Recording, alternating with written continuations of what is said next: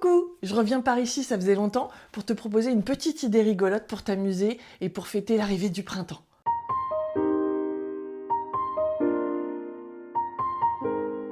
Je vais te montrer le processus en accéléré, mais d'abord, pour te donner envie, je te montre le résultat. Il te faudra 4 petits morceaux de papier que tu vas transformer en 4 petits morceaux de papier décorés. Jusque-là, c'est pas forcément magique. Quoique, la créativité, c'est quand même un peu magique. Bon, en tout cas, 4 petits morceaux de papier. Je vais te montrer en détail pour que tu comprennes à quel point c'est magique. Et puis ensuite, je te partage mon processus de création en un petit peu accéléré parce que je suis vraiment une tortue quand je me mets à dessiner des fleurs. Flemme de recouper des petits papiers que j'ai pas déjà décorés parce que tu vois bien l'idée, 4 petits carrés de taille identique. Mais il y a une magie une fois que tu les assembles. Je te montre ce que ça donne en les posant sur mon plan de travail. Si je les mets comme ça, tu dis ouais, d'accord, c'est sympa, c'est des motifs fleuris, pourquoi pas. Si je fais ça, tu vas peut-être commencer à trouver ça intéressant.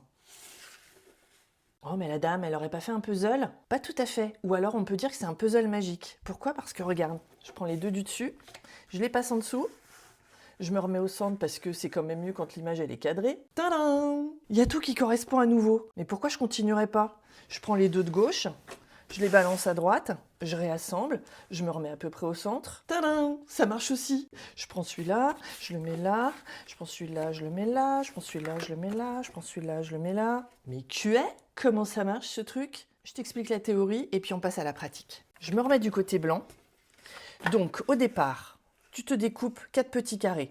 Par exemple, si tu as une page format 21-29-7, tu la coupes au format 21 sur 21. Et ce grand carré de 21 sur 21, tu le recoupes en 4 petits carrés. Tu auras donc des petits carrés de 10,5 de côté. L'astuce, quel que soit le motif que tu utilises pour ce petit puzzle magique, c'est de dessiner sur la partie centrale.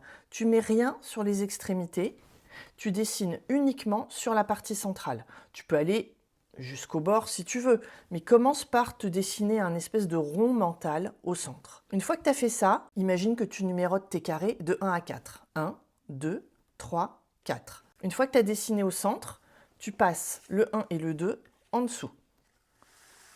Hop, tu te retrouves donc avec 3, 4, 1, 2, et à nouveau, tu dessines sur la partie centrale. Une fois que c'est fait, tu switches à nouveau, mais avec les deux carrés du côté. Je les bascule de l'autre côté.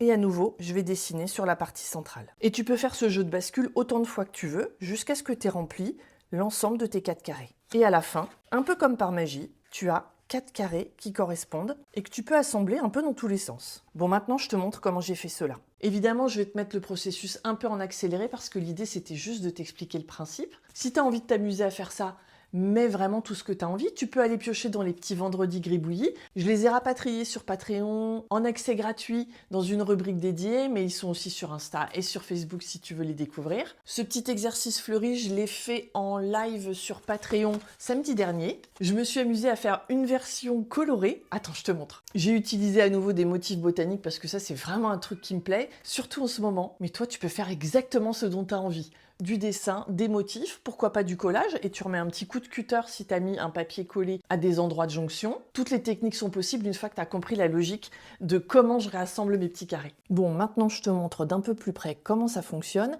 avec les motifs botaniques que j'ai tracés. J'ai utilisé de l'aquarelle indigo, je sais plus de quelle marque, mais je te mettrai ça en description, et je me suis amusée à tracer des motifs qui s'apparentent à des fleurs ou qui s'apparentent à du feuillage.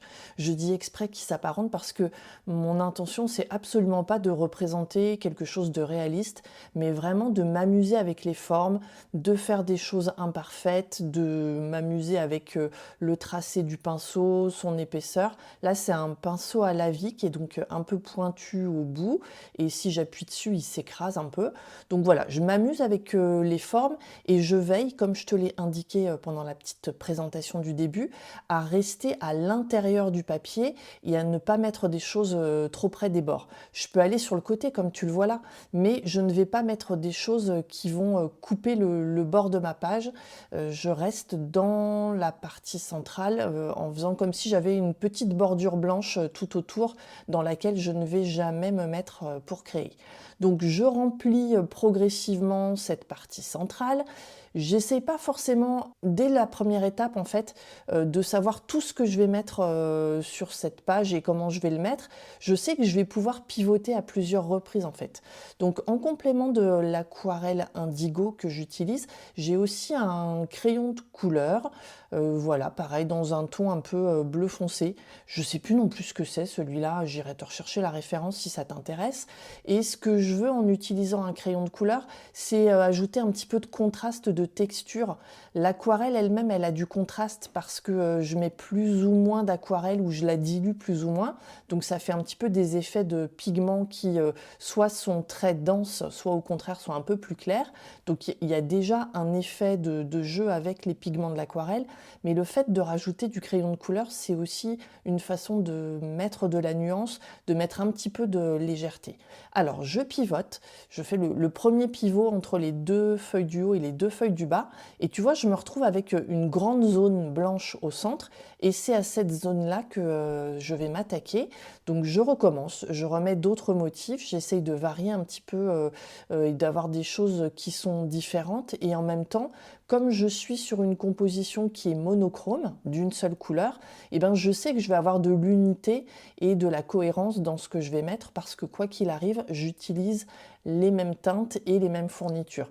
Donc ça, c'est aussi une bonne astuce de manière générale quand tu crées une composition et que tu as peur qu'elle soit un petit peu, je sais pas comment dire, qu'elle parte un peu dans tous les sens. À partir du moment où tu utilises une fourniture unique ou une teinte unique, tu vas avoir de la cohésion, de la cohérence entre ce que tu crées et le résultat final. Donc je continue de m'amuser comme ça en ajoutant des motifs, en les superposant, en les intercalant. Je reviens chercher assez régulièrement de l'aquarelle pour que mon pinceau il soit bien chargé et que ce soit foncé.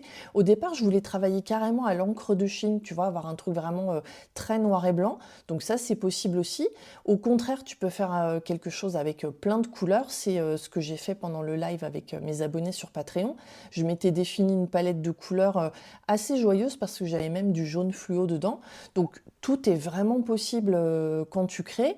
Je te l'ai dit aussi au moment de la présentation, tu pourrais très bien coller des papiers au préalable et puis juste veiller à les découper au moment où tu pivotes tes pages. Donc voilà, je continue de remplir. On n'est jamais qu'à la deuxième étape. Je rajoute des petits feuillages.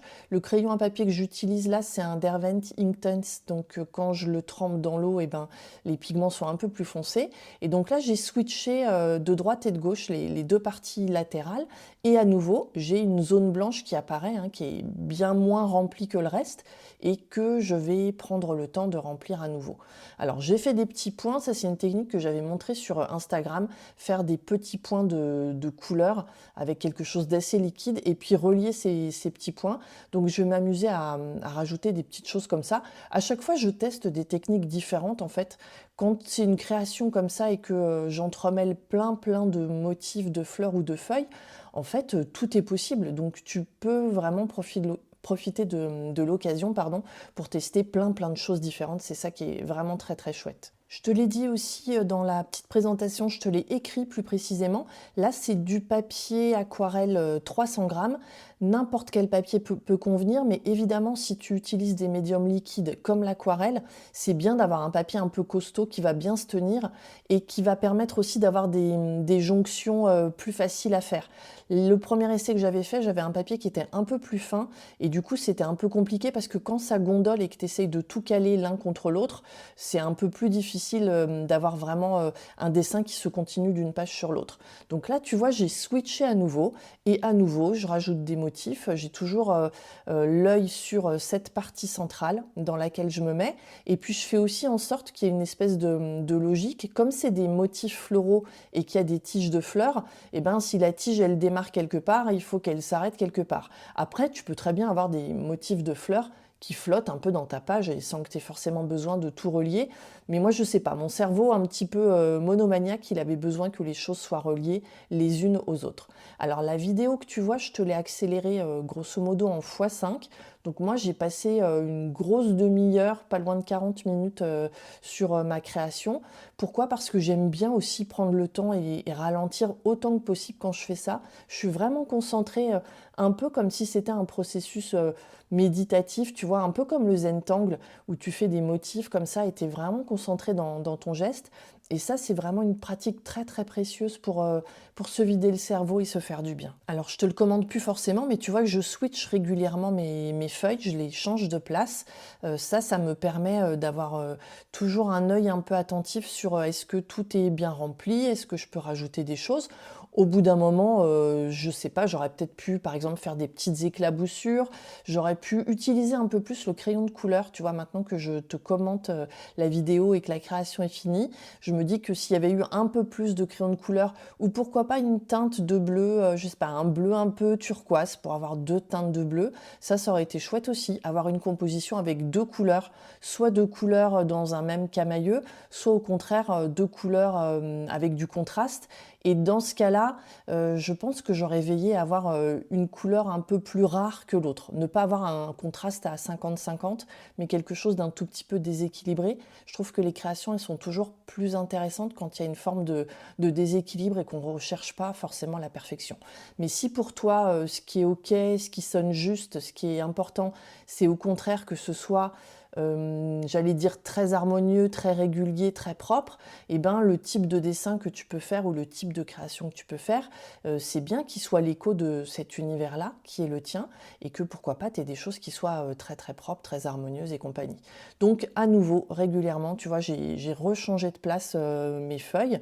Une fois que le plus gros des dessins est fait, c'est beaucoup plus facile parce que tu sais que tu peux plus te tromper et que finalement ton puzzle, il est déjà quasiment constitué puisque tous les motifs concordent déjà, donc tu n'as pas de possibilité de te tromper.